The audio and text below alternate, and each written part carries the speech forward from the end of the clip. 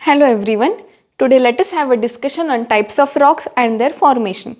So basically rocks are of three types: the metamorphic rocks, the sedimentary rocks and the igneous rocks. And further, igneous rocks are divided into two types. Those are intrusive igneous rocks and the extrusive igneous rocks. Now moving further towards the igneous rocks. Whenever there is a volcanic eruption, this hot molten magma, it comes on the surface of earth and slowly it starts cooling down, and hence the rocks thus formed are known as igneous rocks. And there are two types, intrusive and extrusive. The intrusive rocks are those in which the volcanic eruption takes place but the magma cools inside the surface of earth, and thus the rocks formed are known as intrusive igneous rocks. And whenever the magma cools down on the surface of earth, the magma or the rocks thus formed are known as extrusive igneous rocks. So intrusive means interior, extrusive means exterior. This is granite. It is a most commonly found example of the igneous rock. Now moving further towards the sedimentary rocks. Sedimentary rocks are formed by the small particles called as sediments. Sediments are nothing but whenever the igneous rocks are broken down into small particles due to weathering, climatic factors such as heat, temperature, then they form the sediments.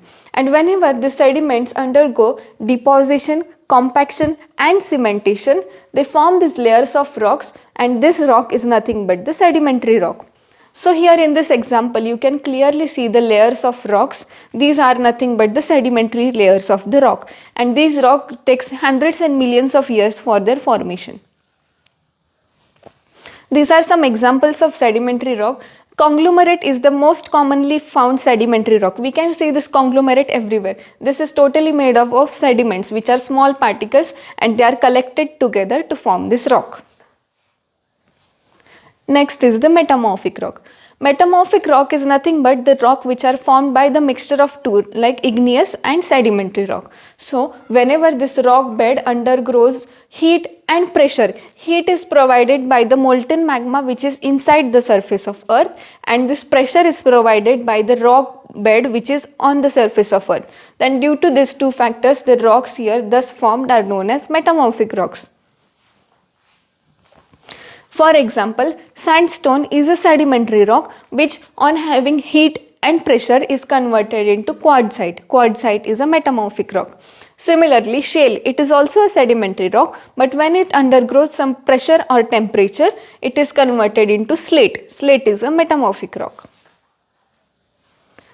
These are some examples of metamorphic rock. So most commonly found is the marble. Marble which is found everywhere, and also quartzite, slate. Now next, moving further towards the rock cycle.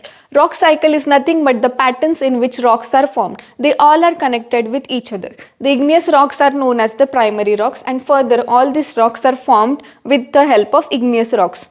Whenever the volcanic eruption takes place, the molten magma on cooling forms the igneous rock. When these igneous rocks undergo weathering or climatic changes, they are converted into small particles which are called as sediments. And these sediments, over the years, they form deposition of layers and they form the sedimentary rocks. And further, when they undergo heat, temperature or pressure, they are forming metamorphic rock. And if these metamorphic rocks are found in the volcanic mountains, they are again due to the high temperature and pressure, they are molten down and they form hot molten magma, and further this magma is again converted into the igneous rock. Similarly, this rock cycle goes on for millions and billions of years. So this is nothing but how the rocks are formed by the igneous rocks. Thank you.